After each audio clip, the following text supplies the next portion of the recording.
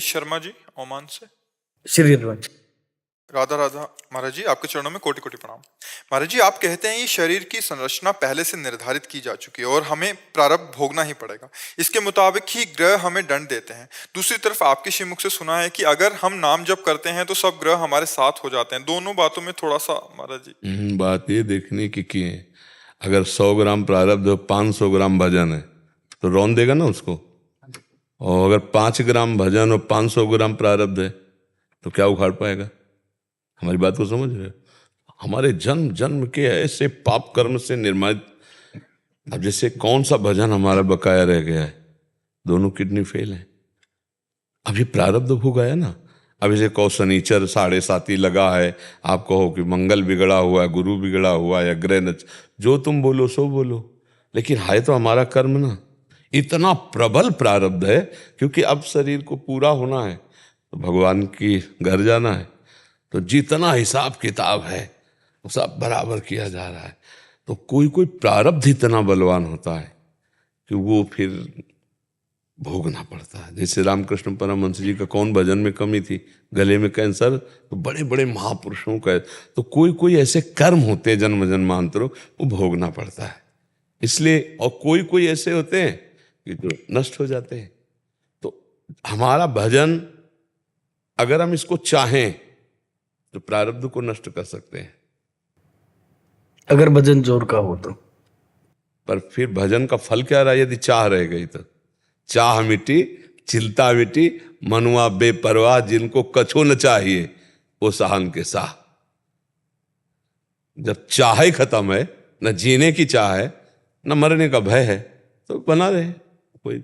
ये गुरुदेव मेरे दूसरे क्वेश्चन में था लेकिन वो आया नहीं था। तो मैं मतलब एंजाइटी का पेशेंट था 5 साल। सारी दवाई वगैरह आपके आशीर्वाद से, राधा रानी जी के बल से सारी दवाइयां छूट गई। तो अब तो इतना हो गया कि मरने का बिल्कुल है ही नहीं भाई अभी। अब बस नाम जप करो। उत्तम बात यह है कि हमको इस माया पर विजय प्राप्त करनी है, आवागमन मिटाना है, छोटे मोटे रोगों को नष्ट करना। ये कोई मतलब ऐसा समझो जैसे मच्छर को मारने के लिए ब्रह्मास्त्र का प्रयोग। कौन ग्रह नक्षत्र ऐसा है जो हमें परेशान कर सकता है? हमारा कर्म हमको परेशान कर रहा है। कोई ऐसा देवी देवता, कोई ऐसी शक्ति नहीं जो हमें परेशान कर सके, हमारा कर्म ही है। अब अगर हम उस कर्म को नष्ट करने में लगते हैं तो हमारी जो यात्रा है वो रुक जाएगी। इसलिए बड़े बड़े संत भोग लेते हैं और भगवान को प्राप्त हो जाते हैं। अगर हम उसको इस समस्या के समाधान में लगाना शुरू कर दें तो इसके प्रति पहला तो ममत्व स्थापित हो जाएगा, और ये सत्य है ये स्थापित हो जाएगा, जबकि ये असत्य है, ये नाशवान है। भगवान ने जब अवतार लिया तो अंतर ध्यान हुए ना, तो मरना तो एक दिन पड़ेगा ना। तो जब मरना ही पड़ेगा तो ये कमाई इधर लगा के क्यों, हम आगे लगा के उन्नति प्राप्त करते हैं, भगवान की तरफ जाते हैं। तो जब हम भजन सही करने लगेंगे तो हमारी बुद्धि शुद्ध हो जाती है, और जब बुद्धि शुद्ध हुई तो इसका महत्व खत्म हो गया। इसका महत्व खत्म हुआ तो कष्ट झेल रहे, कष्ट को सह रहे, पर वो वस्तु प्राप्त हो। कितना आनंद रहता है हम हर समय कि हमारे पास वो शब्द नहीं जो हम आपको बता सके। ऐसे प्रतिपल उन्सार रहता है जहाँ से जैसे मरने से सबको डर लगता है ना, मैं इंतजार कर रहा हूँ उस घड़ी का कि शरीर छूटे और जिनके लिए जीवन भर तड़पे हैं उनके समीप जाकर रहने को मिलेगा, अपने प्यारे के समीप रहने को मिले। मरने से सब जग डरा, मेरो मन आनंद, कब मरी हो कब भेटी हो पूर्ण परमानंद। हाँ, शरीर छूटा मेरे प्रभु मिल गए, बस यही।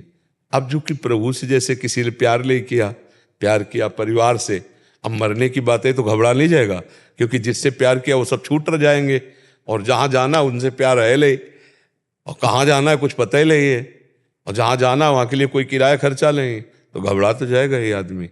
और घबराता वो नहीं जिसने भजन किया है और जिसको पता है मुझे भगवान के पास जाना है, मुझे प्रियाजू के पास जाना है। अब अपने लोगों को जैसे प्रियाजू भी कहें कि तुम्हें हम अपने पास नहीं बुलाएंगे तो हमें कोई संशय थोड़ी होगा। प्रियाजू भी कह दे कि अपने पास नहीं बुलाओगे, तुम धोखे में हो, तुम हमारे पास नहीं हो, तो हमको उस बात पर भी विश्वास नहीं होगा। क्योंकि जो बात आ गई है अंदर वो उनकी कृपा से आ गई। ये प्रभु कहते हैं हम तुम्हें अपना भगत नहीं मानते, तुम भक्ति छोड़ देंगे क्या? आप मालिक हो, आप मुझे सेवक ना मानो, लेकिन आपके सिवा मेरा तो कोई नहीं है, मैं तो आपको ही मानूंगा। एकाकी प्रेम, भक्त का एकाकी प्रेम भगवान को अधीन कर लेता है, अजित को जीत लेता है। इसलिए बड़ा मस्ती का विषय है।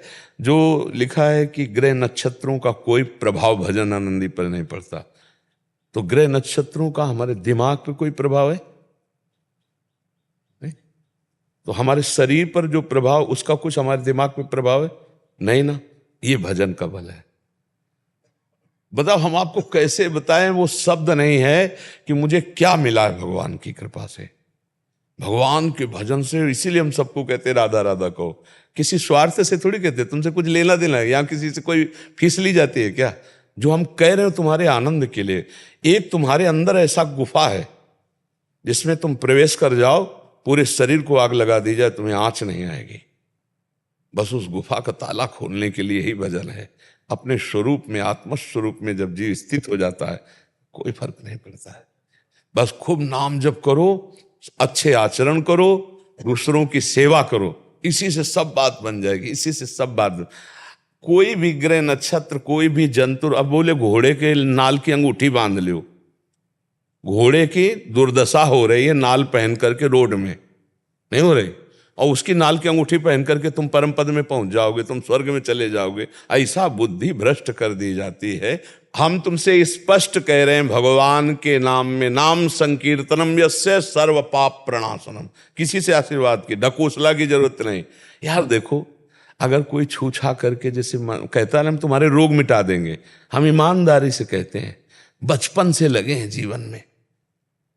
कौन कितना अनुष्ठान करता मुझे तो पता नहीं, मैं बचपन से बता रहा हूं। ब्राह्मण के घर जन्म हुआ था तो बचपन में हमारा यज्ञोपवीत हो गया, और बचपन से निकले तो गायत्री अनुष्ठान, इस मंत्र का अनुष्ठान, ऐसे थोड़ी रहे हैं। कभी हम टांग पसार के आराम से जिंदगी में सोए नहीं, आप ध्यान रखना। बेहोश हो गए वो बात अलग है, नींद में, नहीं तो लगाए आसन, बैठकर हर समय मंत्र ये भोग रहे, समझ रहे। फिर ये जो कहते हैं हम तुम्हारा रोग नष्ट कर देंगे, तुम्हारा ये नष्ट कर देंगे, बोले तुम्हारा ठीक हो गया, तुम्हारा, हम कैसे इस बात पे विश्वास करें? आप पता नहीं, आपको कोई है ऐसा जिसका ठीक हुआ है? वो लाइट आती है वो यार ऐसी लाइटें कब हमको दिखाओ, कहां से आ रही है? वो पेपर में बनाकर पोस्टर में लगा के लगाने वाली तो बात अलग बच्चा, लेकिन ऐसे कभी निकलती हुई हमें या फिल्म में आती होगी वो बात होगी, प्रकट है सीरियल में देख। इन सब बातों में कुछ नहीं रखा। इसलिए राधा राधा कहो, जो दुख सुख आवे उसको भोगो, शरीर में रोग आवे अच्छा डॉक्टर करो, दवाइयां लो, व्यर्थ में समय नष्ट मत करो। कोई छूछा से कुछ नहीं होने वाला। यह बहुत लंबाई की बात कह रहे हैं, बहुत लंबा विचरण किए हुए बड़े बड़े सिद्ध हो। हाँ, ऐसी एक प्रक्रिया है, जैसे आप हमारे प्रिय हो और आपको कोई भयानक कष्ट है, अब हम अपने तप का आपके पास ट्रांसफर करते हैं और वो रोग हम ले लेते हैं, उसे हम भोगते हैं और तुम निरोग हो गए। ये प्रक्रिया है। ये बड़े बड़े महापुरुषों ने ऐसा किया, अपने जनों के रोग को लेकर शरीर में भोगा, क्योंकि उनको कोई फर्क नहीं पड़ना, और अपने जनों। ऐसा प्रक्रिया नहीं है कि छू, ऐसी प्रक्रिया नहीं है। नहीं तो बहुत ऐसी प्रक्रियाएं, गोद में तड़प रहा है जटायु और प्राण त्याग दिया, वो भगवान के स्वरूप को प्राप्त होकर भगवत धाम गया। विचार, भगवान की गोद में है, भगवान उसको पुनः रख लेते, भगवान उसको बिल्कुल घाव रहित कर देते। भगवान है वो सर्व सामर्थ्यशाली, लेकिन भगवान ऐसा नहीं। शरीर छूटा, भगवत रूप धारण किया, गीद देह तज धरि हरि रूपा, भगवान के धाम में गया। तो हमें लगता है छल कपट नाटक नौटंकी में ना फंसा जाए, खूब नाम जप किया जाए, धर्म से चला जाए, दूसरों की सेवा की जाए, किसी से आशीर्वाद मांगने की जरूरत नहीं, अपने आप परम मंगल हो जाएगा। नीतीश कुमार जी बिहार से। राधा वल्लभ श्री हरिवंश प्रभु। राधा वल्लभ श्री हरिवंश महाराज जी। गुरुदेव भगवान आपके चरणों में कोटि कोटि नमन। गुरुदेव, दैन्य कब होना चाहिए, सतर्क कब रहना चाहिए और कब डरना चाहिए? क्या चीज? ये कह रहे हैं कि उनको संशय बना रहता है कि यहाँ मैं दैन्य बनूं या यहाँ मैं सतर्क रहूं या यहाँ मुझे डरना चाहिए। यहाँ बनने वाला दैन्य थोड़ी, बनावटी दैन्य की चर्चा थोड़ी की गई है। वो तो स्वाभाविक दैन्य, अहंकार रहित पुरुष ही दैन्य होता है। बनावटी दैन्यता को तो नौटंकी नाटक में भी किया जाता है, दम्भ में किया जाता है। तो ये बनावटी दैन्यता थोड़ी कि हमको हमें स्वाभाविक अहंकार रहित होना है। कोई ऐसा सृष्टि में नहीं कि अहंकार रहित पुरुष का किसी भी तरह से अमंगल कर सके, क्योंकि जो अहंकार रहित पुरुष होता है उसकी रक्षा भगवान स्वयं करते हैं। जब तक अहम रहता है ना, तब तक वो दैन्य बनावटी होता नहीं होना था। वो बनावटी दैन्य होता है, जब उसको बार बार छेड़ दे तो उसकी दैन्यता का नाटक खुल जाएगा, अपने आप फिर कहेगा हो गया, बहुत हो गया, अब दोबारा करोगे ना तो हम तो फिर वो स्वरूप असली आ जाएगा। बनावटी असली दैन्यता ये होती है कि वो भगवान को सामने देखता रहता है, करें करावें आपसे। अगर आप गाली दोगे तो देखेगा मेरे भगवान इस रूप में मुझे गाली सुनवाना चाहते हैं, इसलिए शांत हो सुनता है, उसको कभी क्रोध नहीं आएगा। तो ये दैन्यता की कहाँ करनी चाहिए कहाँ नहीं करनी तो बुद्धिगत है, उसे दैन्यता नहीं कहते, वो बनावटी होती है। जो स्वाभाविक दैन्यता है वो एक स्वाभाविक दैन्यता में, जैसे विदेशी भाषा में कोई हमें गाली दे तो हमें क्या फर्क पड़ेगा, हम जानते नहीं क्या बोल रहा है, ऐसे हमारी भाषा में हमको गाली दे हमें फर्क ना पड़े, उसे दैन्यता कहते हैं। हमेशा ऐसा लगता है ना प्रभु जी कि देन सामने वाला जब भी बोलते हैं ना कि जिनको देखते हैं कि कुछ मेंटलिटी डिस्टर्ब है या कुछ है, तो बहुत दैन्य उन पे ये लगता है कि इनका ठीक हो जाए सब चीज। अगर मेरे जितना नहीं, आप दैन्य को समझ नहीं पाए हो, आप दया को बोल रहे हो। दैन्य, आप दया को, दैन्य शब्दों का अलग अलग अर्थ होता है। जैसे अब दया है, कोई दिमाग से कमजोर है, कोई असहाय असमर्थ है, रोग पीड़ा आदि में है, जो हमारे अंदर द्रवण क्रिया होती है उसे दया कहते हैं, कि मैं इनको सहयोग करूं मृदु वचन से, धन से, शरीर से, ये हमारा परिहित की भावना, ये दया है। दैन्य एक अलग, जे दीन प्यारे वेद पुकारे, द्रवो सुश्री भगवाना, यही दरबार दीन को आदर रीत समस्त गुणों से समस्त बलों से महान होते हुए भी, देखो हनुमान जी महाराज कैसे दैन्य है। विभीषण से कहते हैं प्रात ले जो नाम हमारा, ते दिन ताहि न मिले आहारा, असमय अधम सखा सुनु, मोहु पर रघुबीर। कितना दैन्य, ज्ञानिनाम अग्रगण्यम बलवताम वरिष्ठम, ऐसे महान होते हुए भी कितना दैन्य है, कितना दैन्य है। इसे भागवतिक दैन्यता और इसे दया कहते हैं। जो आप कह रहे हो ना, इसे दया कहते हैं। अहम कभी नहीं जाता है अपने अंदर से कि मैंने ये तो बच्चा अहम चला गया तो जीवन मुक्त महापुरुष ना हो गए। इसी के लिए तो भजन किया जाता है, इसी के लिए साधना की जाती है। नाम जप करो, दूसरों का हित करो, पाप आचरण मत करो, धीरे धीरे पवित्र हृदय होता जाएगा, अहंकार अपने आप नष्ट होता चला जाएगा।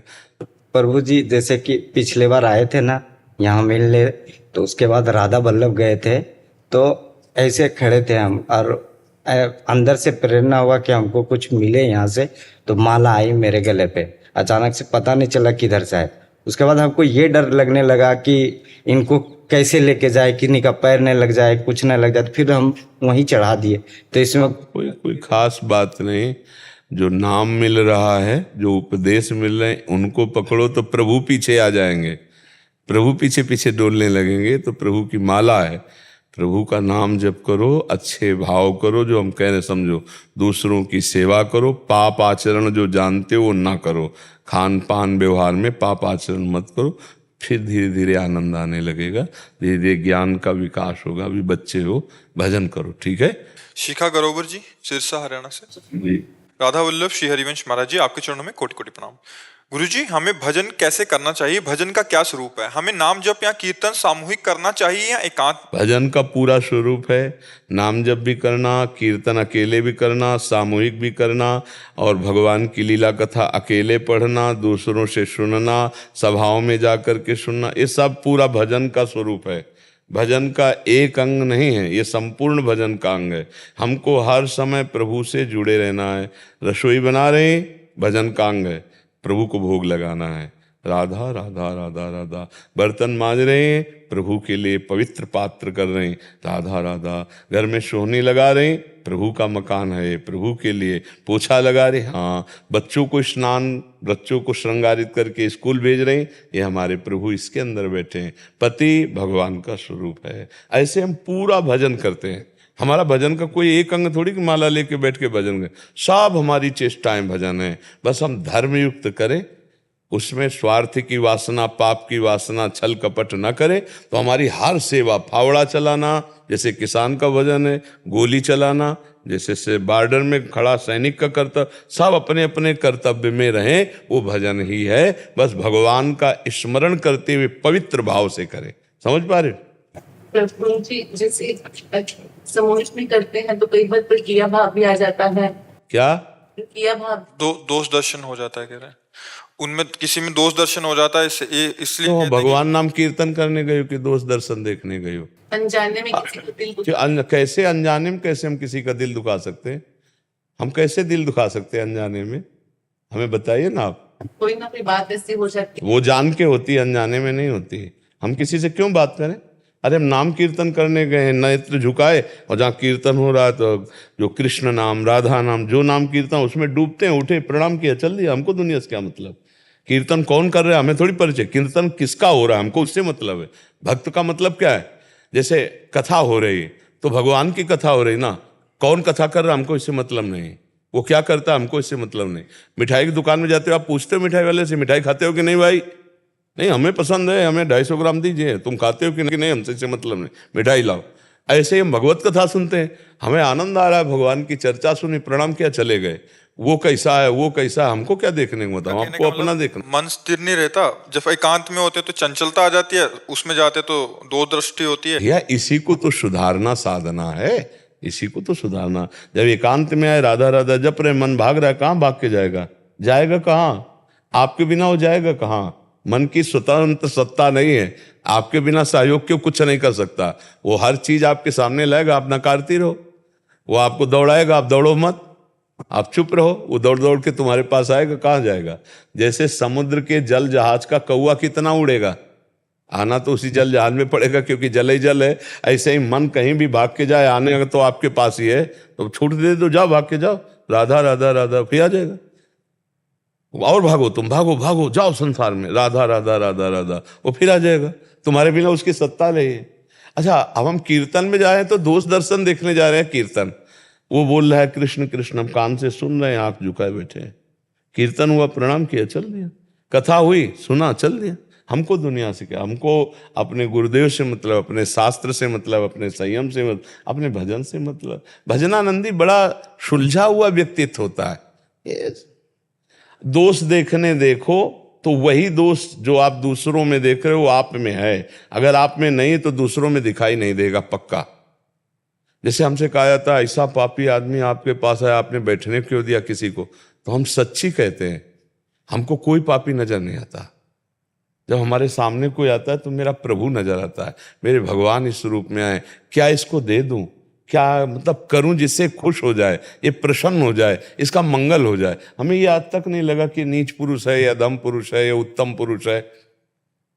ये ढांचे हैं, इन ढांचों के मंदिर के अंदर जो बैठा हुआ है बहुत जोर का मालिक है, वो सबके अंदर बैठा हुआ है। हमको वो देखना है या बाहरी देखना है? इसमें बाहर में थोड़ा बहुत कभी कभी ऐसा हो जाता है कि मन में कुछ विचार आ जाते हैं ऐसे। काटो से, विवेक से काटो ना उसे। मन तो न जाने, मन तो भगवान पर कुविचार कर देगा, मन तो गुरुदेव पर कुविचार कर देगा। मन है उसका, वो स्वतंत्र है, वो कुछ भी सोच सकता है। हमें कैंची से काटना है विवेक रूपी का, बस खत्म। सामने वाले से की ज्यादा भक्ति करती हूँ तो मन में कई बार तो प्रेरणा मिलती है, कभी जलन भी होती है। नहीं तो उसके चरण रज लेने की जलन करनी है। भाई देखो, सांसारिक भाव में ये तो बात होती है, वो तो संसार में होता है। और भक्ति में तो तुलसी जाके मुख से धोख्यो निकसत राम, ताके पग की पगतली मोरे तनु की चाम। वो बोला राम, ओहो मेरे प्रभु का नाम धन्य है, उसके चरण छूने का मन, उससे जलन क्यों होगी? देखो गलत है अपना अंतःकरण, आरोपित हम दूसरी जगह कर रहे हैं, गलत हम हैं। बुरा जो देखन मैं चला, बुरा न मिलिया कोई, जो दिल खोजू आप। एक भक्त आए थे, तो कह रहे थे कि जब आपका कोई सत्संग सुनता है तो मुझे बहुत गुस्सा आती है। मेरे महाराज जी ये सत्संग क्यों सुन रहा है? हम कहा तुमने तो फिर वही संसारिकता ला दी इसमें। मेरे महाराज जी को कोई देखे ना, मेरे महाराज जी का कोई सत्संग न सुने, तो ये संसारिकता में होता है। नहीं, संसारिकता में होता है कि मेरा पति सिर्फ मेरा पति है, वो संसारिकता में होता है। जगत पति के लिए तो आप ऐसा नहीं कर सकते, वो जगत का विश्वंभर का पति, ऐसे उनके दास भगवान के दास है। इसमें तो उल्टा होता है, जो मेरे प्रभु से ज्यादा प्यार करे मैं उसके चरणामृत लेना चाहूंगा, मैं उसके चरणों में माथा रखूंगा और मैं उसकी जय जयकार करूंगा और प्रभु से प्रार्थना करूंगा कि काश ऐसा प्यार करना आपके लिए मेरे हृदय में आता, ऐसी भजन की वृत्ति मेरे हृदय में। जलन नहीं होती, उसमें मांग हो जाती है। उनके भजन को देख के लालच लगता है कि मेरे को ऐसा भजन करना कब आएगा, मेरे को इन प्रभु के लिए रोना कब आएगा। जलन नहीं आएगी, ऐसा नहीं, ठीक है ये गलत, अभी अपना अंतःकरण गलत है, इसका सुधार किया जाए, ऐसा नहीं। भक्तों को देखकर तो हृदय लुटता है, नाचता है कि आज मेरे घर हरि के प्यारे आए हैं। आहा, आज मेरा अहो भाग्य, भगवान के भजन करने वालों को मैं देख पा रही हूँ, भगवान की चर्चा करने वालों के पास मैं बैठ रही हूँ, ये तो मेरा अहो भाग्य है। ये अहो भाग्य मनाया जाता है, तो जलन क्यों होगी? कभी कैसा भाव, कभी कैसा भाव। बहुत प्रेम है सखियों से, पर किसी समय में आ जाता तो उसी समय में हमें काटना है। उस भाव का कोई महत्व थोड़ी होता है। गलत भाव आते हैं तो उनका महत्व थोड़ी रखते हैं, उनको हम रिजेक्ट करते हैं। हमारे पास डस्टर है, राधा राधा राधा, ये डिलीट करता चला जाएगा, ये मिटाता चला जाएगा। इसीलिए तो हर समय नाम जप करना है, राधा राधा राधा नाम। पर बहुत अच्छा है कि आप अपने अंतःकरण को पकड़ पा रहे हैं, आप अंतर्मुख होकर अपनी बात को समझ पा रहे हैं, कहाँ कमी है, कहाँ मिस्टेक हो, बातें आप रख रहे हैं। ये बहुत अच्छे साधक का लक्षण होता है। पर इनको सुधार लीजिए, आप आगे बढ़ जाएंगे। अवध बिहारी शरण जी, निम्बार्क सदन, वृंदावन से, राधे राधे। श्री हरिवंश महाराज जी, राधे राधे। महाराज जी, दृष्टा, दृश्य, दर्शन, एक ही वस्तु में 3 भाव हैं या अलग अलग भाव हैं, बताने की कृपा करें महाराज जी।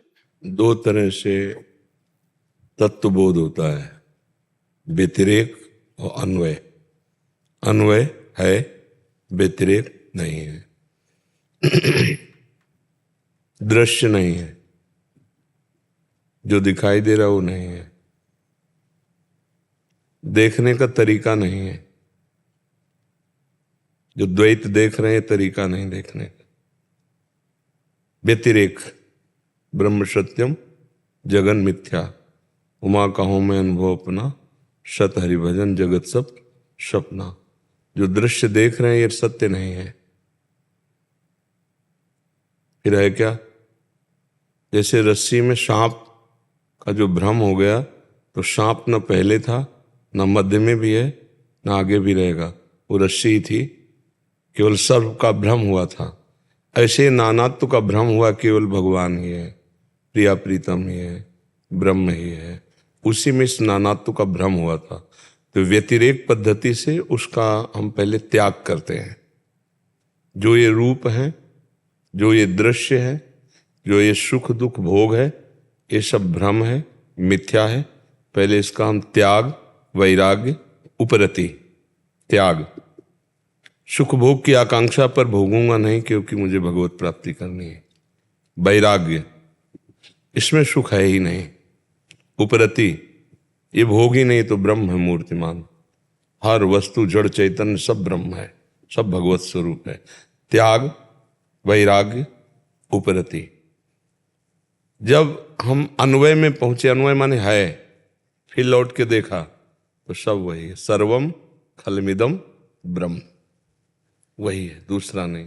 पर वहां तक पहले है तक पहुंचने के लिए ये नहीं है, ये नहीं है, ये नहीं है, ये अवश्य करना चाहिए।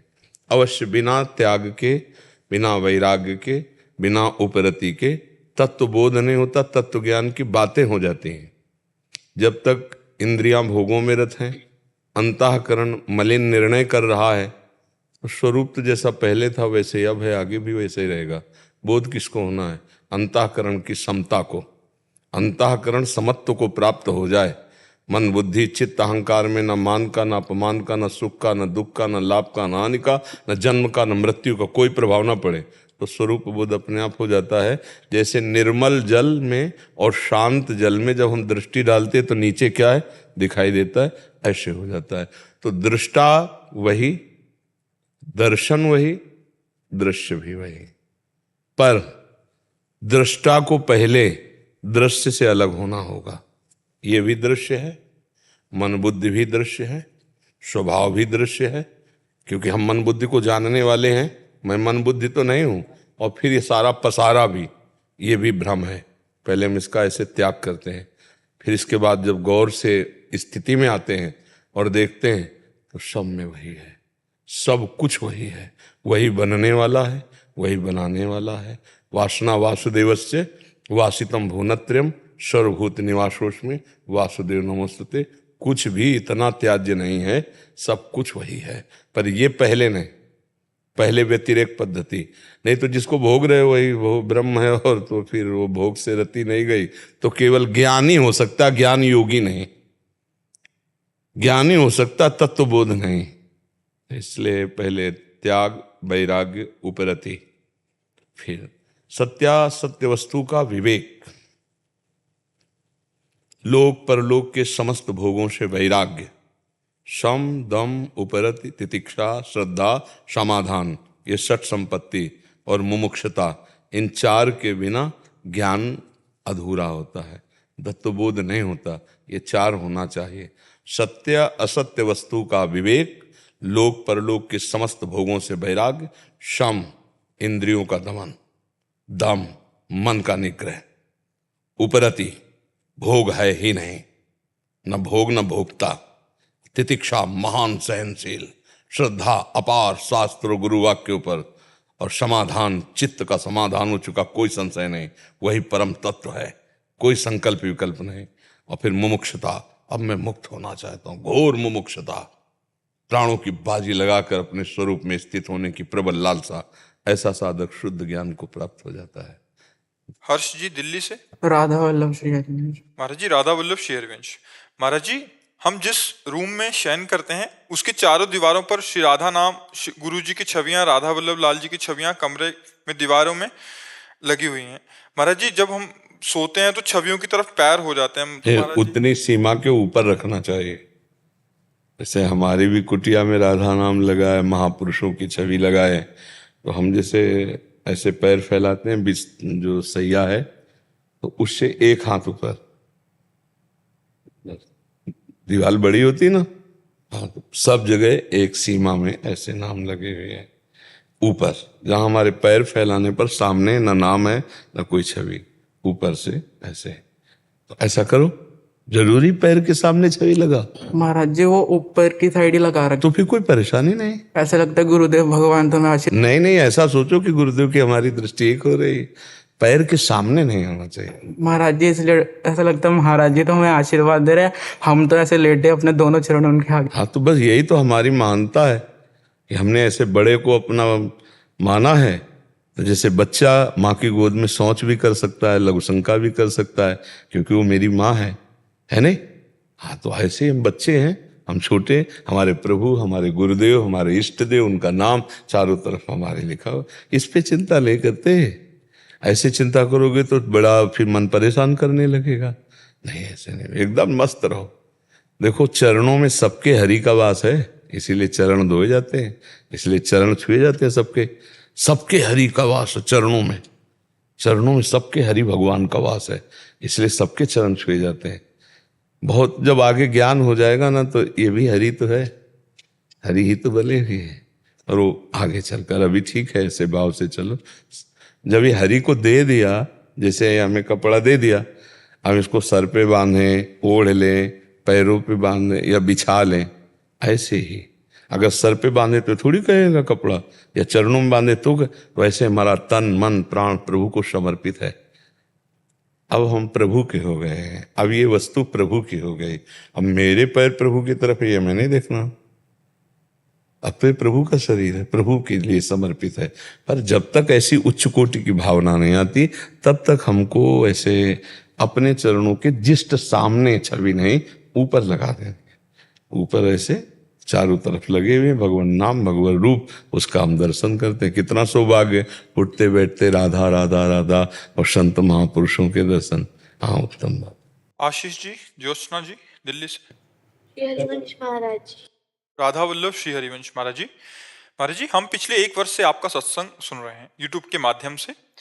महाराज जी, आपके एक सत्संग में सुना था कि जहां हो वहीं से इस ट्रेन पर बैठ जाओ। अब हम राधा नाम के भरोसे और आपके सहारे बैठे हैं, परंतु महाराज जी एक पल आनंद लगता है और दूसरी तरफ भीतर से ऐसा डर बैठता है कि कहीं टीटी बीच में आके ट्रेन से उतार ना दे। यहाँ टीटी भी वही है, ट्रेन भी वही है, मंजिल भी वही।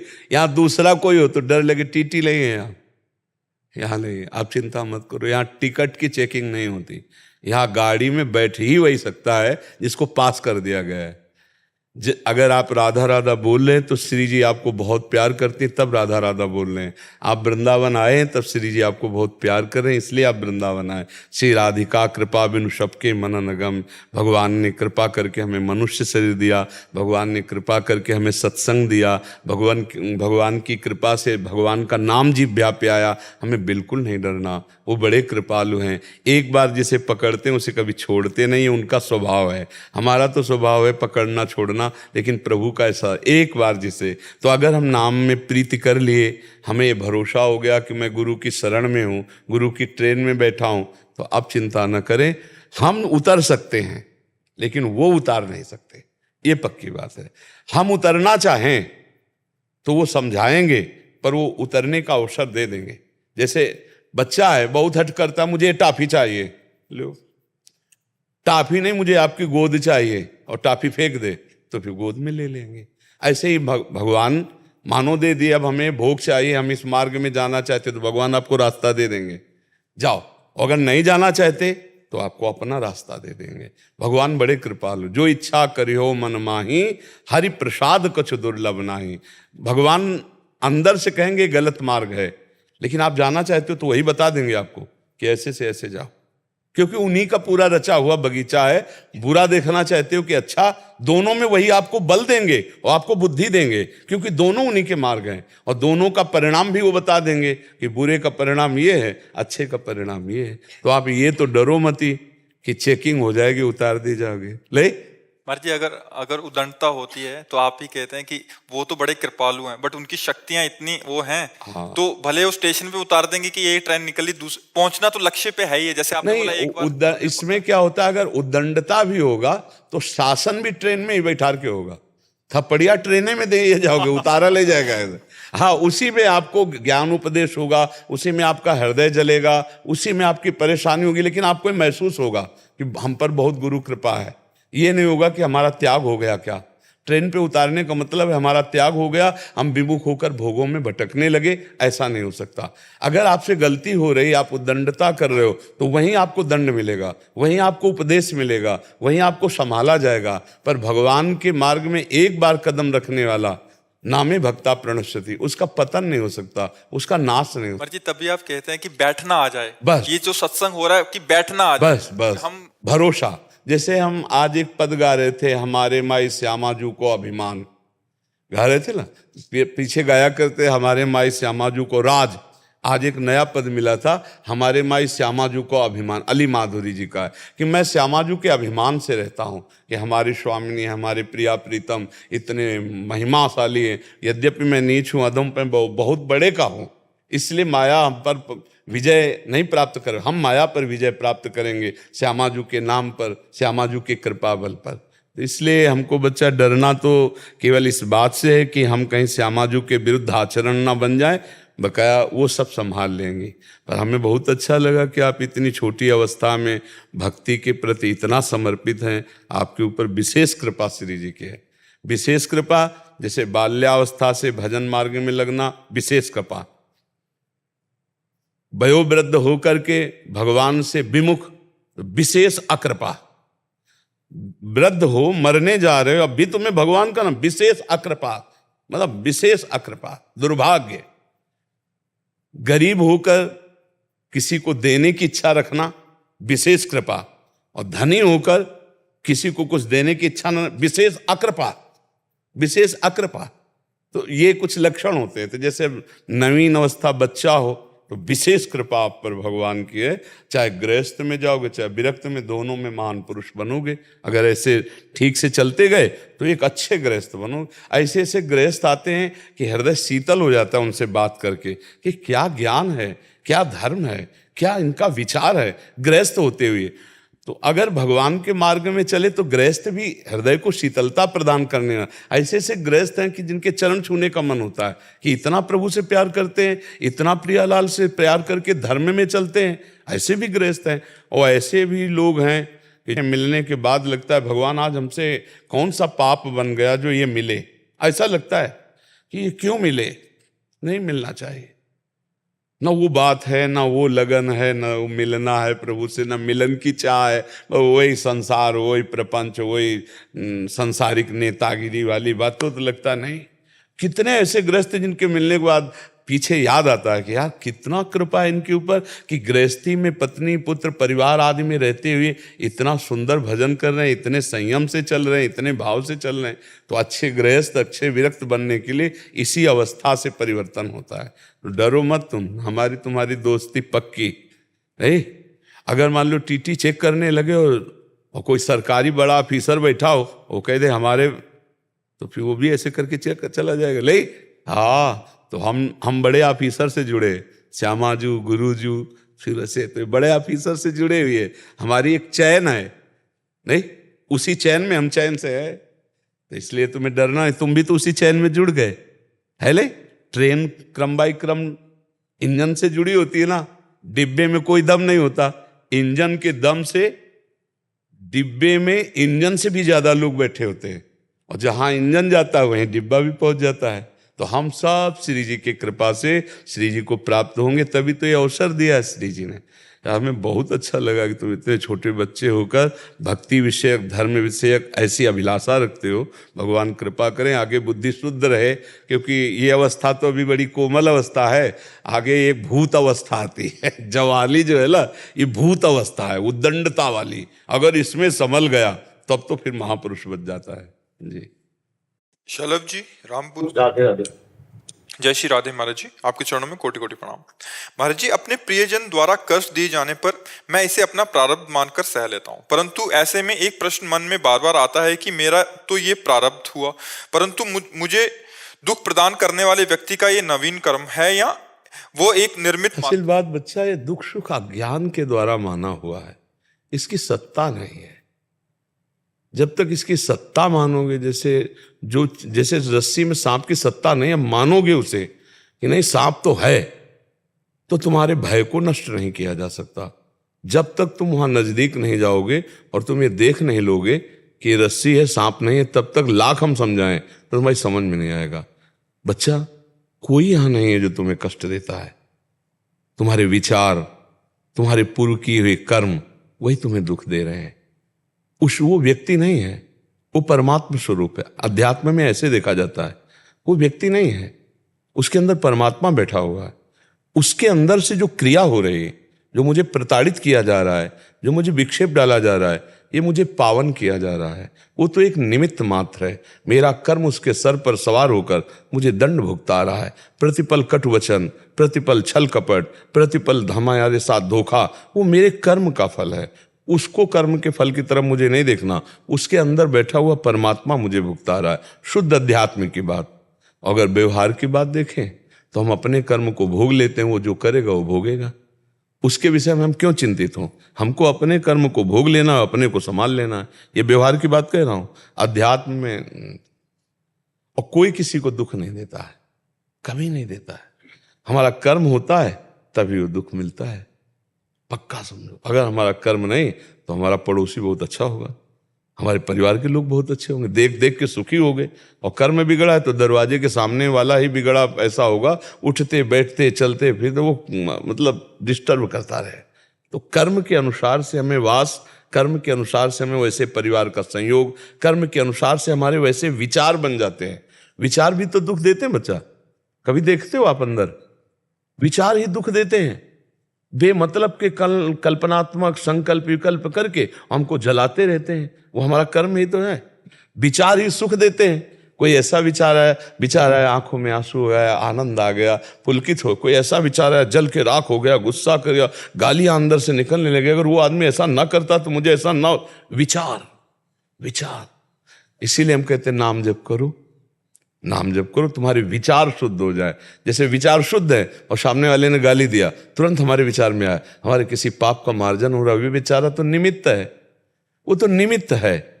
कारण उसको गाली देने के लिए प्रेरित करने वाला तो भगवान है, और वो इसलिए कर रहा है कि मेरे किसी कर्म का मार्जन कर रहा है, तो उसको बेचारे को क्या दे।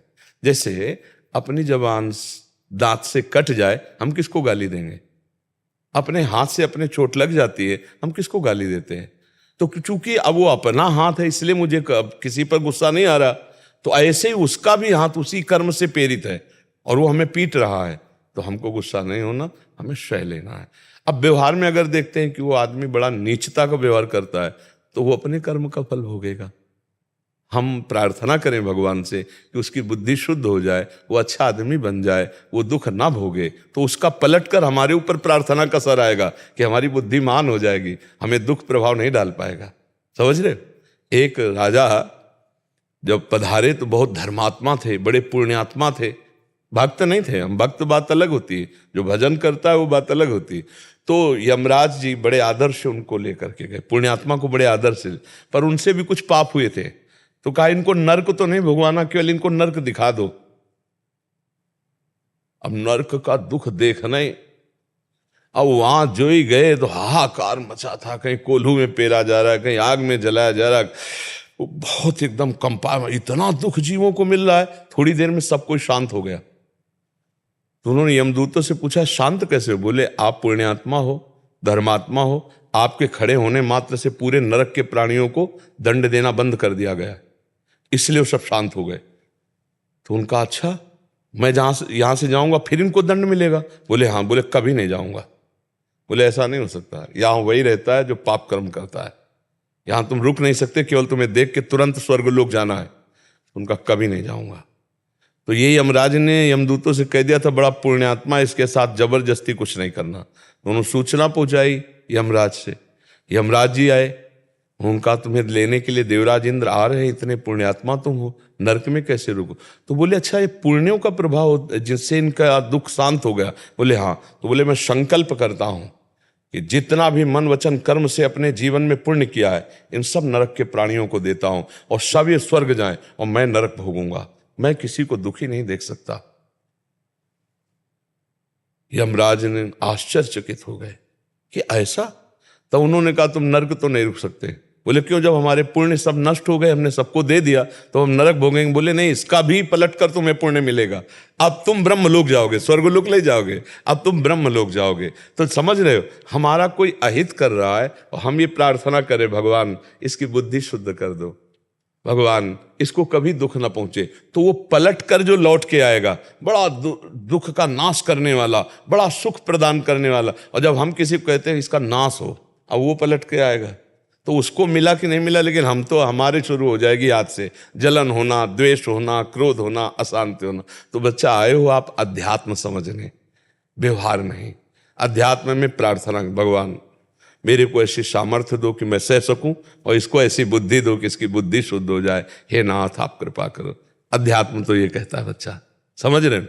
हाँ, अपने ऊपर के लिए सिर्फ, अगर किसी और के ऊपर कोई अनर्थ कर रहा है, अधर्म कर रहा है, फिर हम टूट पड़ेंगे, प्राणों की बाजी लगाकर उसकी रक्षा करेंगे, उसको बचाएंगे। ये परमार्थ का जो स्वरूप है ये ऐसा। हम सह सकते हैं, लेकिन हमारे धर्म, हमारे राष्ट्र, हमारे ऐसे समाज के प्रति आप करोगे, फिर नहीं सह पाएंगे, फिर उसकी रक्षा के लिए हम आपके सामने विरोध खड़ा कर देंगे।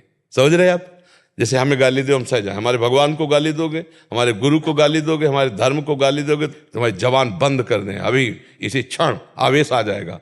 क्योंकि अब उसके लिए फिर नपुंसकता नहीं धारण करनी, उसके लिए कायरता नहीं धारण करनी कि अरे नहीं। अर्जुन कह रहे हैं ना संन्यास लेंगे हम, अपने पूज्य जनों को नहीं काटेंगे। भगवान कह रहे हैं मार इनके गले उतार, या धर्म के पक्ष में खड़े उत्तिष्ठ परंतप, चढ़ा गांडीव में प्रत्यंचा और काट इन सबको। तो अपने सहने की बात हो सकती है, लेकिन धर्म का नाश अगर कोई कर रहा है, हमारे राष्ट्र पे आ रहे, हमारे समाज पे आ रहे, फिर हम वहां नहीं सहन करेंगे। कुछ सहन करने की सीमाएं हैं, समझ पा रहे आप? अपने को कष्ट दोगे तो सहन करेंगे, तुम्हारा मंगल मनाएंगे। तो ऐसे चला जाता है। इसमें कोई संशय इसमें? गुरुदेव जैसे दुख तो अब जैसे आपके वचन सुनते हैं तो दुख तो सहने का सामर्थ्य आने लगा, मतलब ये अच्छा लगता है कि चल दुकारा शायद ये भी बढ़िया हो रहा है हमारे साथ, जी। मतलब आगे के लिए अच्छा, बहुत बढ़िया हो रहा है, आगे के लिए बहुत अच्छा हो रहा है। लेकिन ये जो प्रश्न परिवारजनों के साथ, हमारे अपनों के साथ होता है, अपने ही करते हैं जब, तो मन में ये वाला प्रश्न आता है कि जैसा अगर वो प्रारब्ध है हमारा, तो इनका तो फिर ये नवीन कर्म अगर ये पहले से उसी की काट बताई है कि उसमें भगवत भाव देखो। वो तो बेचारा यंत्र है, तुम्हारा ही कर्म कर रहा है उसमें, उसके लिए ये मत सोचो कि उसका नवीन कर्म बन रहा है कि नहीं बन रहा है। उनके लिए कष्ट की वो नहीं बिल्कुल भी। इसीलिए तो प्रार्थना करो भगवान तो से, कल्याण चाहिए अब। हाँ इसीलिए भगवान से एक एक शब्द में उत्तर छुपा होता है बच्चा। अभी जैसे हमने कहा ना, आप उनके लिए भगवान से प्रार्थना करो, उनका मंगल हो, उनकी बुद्धि शुद्ध हो, कहा नहीं तो मंगल हो जाएगा उनका, और वो मंगल लौट के आपका महामंगल कर देगा। एक एक शब्द अगर गौर से सुनोगे तो तुम्हारे अंदर प्रश्न ही नहीं रह जाएगा, क्योंकि वो अनुभूत वचन निकलने, तुम्हारे प्रश्नों का समाधान अपने आप उसी में है। सुन लो गौर से केवल, ठीक है। अजय यादव जी अयोध्या से। श्री हरिवंश महाराज जी। महाराज जी, जब भी कोई किसी पशु को मारता है, खाने की बात करता है, तो महाराज जी गुस्से कंट्रोल नहीं आता मेरा। मैंने भगवान से आज तक कुछ नहीं मांगा, बट अपने मित्र माधव से परशुराम जी का फरसा मांगा है, जिससे सब मांसाहारियों को खत्म कर सकूं। ले तो वो पशुओं की हत्या करते, आप उनकी हत्या करोगे तो बात तो बराबर हो गई। आप में उनमें अंतर क्या हो, मुझे उत्तर दीजिए आप। उन्होंने किसी निर्बल पशु की हत्या कर दी, आपने उनकी हत्या कर दी, तो अंतर क्या रहा आपने उनमें? हो सके माधव हमें ही सेलेक्ट कर लें उस चीज के लिए। अगर सेलेक्ट किया होता तो हमारे पास ना भेजा होता। माधव ने आपको इसके लिए सेलेक्ट नहीं किया, इससे भी बहुत बलवान बनने की कोशिश। माधव की 3 लीलाएं हैं, ज्ञान है आपको। एक सृजन माने पैदा करना, और एक पालन माने रक्षा करना, और एक संहार माने नाश करना। तीनों लीलाएं उनकी आपको जब पता हो जाएगा तो आपको गुस्सा नहीं आएगा। जितना सृजन होना महान है, उतना ही पालन होना महान है, उतना ही विनाश होना उनका महान है। उस महान की तीनों ही लीलाएं होती हैं। हाँ, जो सज्जन पुरुष हैं उनको तो संत और शास्त्र के रूप में भगवान उपदेश कर ही रहे हैं। आप मांस मत खाओ, आप पशुओं की हत्या मत करो। लाखों लोगों ने इस बात को स्वीकार किया है और वो त्याग रहे हैं। क्यों? तो अगर हम भजन करें और भजन बल से उनकी बुद्धि का नाश कर दें जो गंदी है, तो वो बढ़िया रहा कि हम गड़ासे से उनका गला उतार दें, वो बढ़िया रहा। कितने को उतारोगे? इसके बाद तुम्हें गोली मार दी जाएगी। 2-4 को उतारो, इतने में तुम्हें गोली मार दी जाएगी। अगर आप बंदी नहीं बनाए गए तो गोली मार दी जाएगी, और बंदी बना लिए गए तो आपको आजीवन कारावास, फांसी भी मिल सकती है। तो बात तो सही नहीं हुई, क्योंकि आप स्वतंत्र तो हो नहीं। हमारा कानून आपके ऊपर हावी हो जाएगा, नहीं हुआ हावी हो जाएगा। आप बताइए, आप कितने को मारोगे? 2, 4, 5, 10, इतने में आप मार डाले जाओगे, या तो फिर आजीवन के लिए जेल और फांसी हो जाएगी। तो काम तो नहीं बन पाया ना। काम बनेगा हम ऐसा भजन करें कि हम संकल्प करें सबकी बुद्धि शुद्ध हो जाए। भद्रम कर्णे भी शृणुयाम देवा, भद्रम पश्येमाक्षिविरजत्राः, स्थिरैरंग स्तुष्टवाग्वं सस्तनुभिर्। सब मंगल हो। सब मैं कान से सुनूं तो मंगल, आंख से देखूं तो सबका मंगल। ये हम भजन बल से कर सकते हैं। देखो, दीपक में जितनी सामर्थ्य उतना अंधेरा हटाता है, ऐसे ही भगवान ने जितना सामर्थ्य दी उतना अंधेरा हट रहा है। हजारों का, सैकड़ों का, लाखों का, करोड़ों का, जितनी जिसको सामर्थ्य। तो ऐसे बच्चा सामर्थ्यशाली बनो कि दूसरे को उठाने की कोशिश करो, मिटाने की नहीं। अगर जो आदमी मांस खाता है, अगर वो मांस खाना त्याग दे तो बढ़िया आदमी हो गया कि नहीं? तो हम मारेंगे उसको, उसके मांस खाने की बुद्धि को मारते हैं।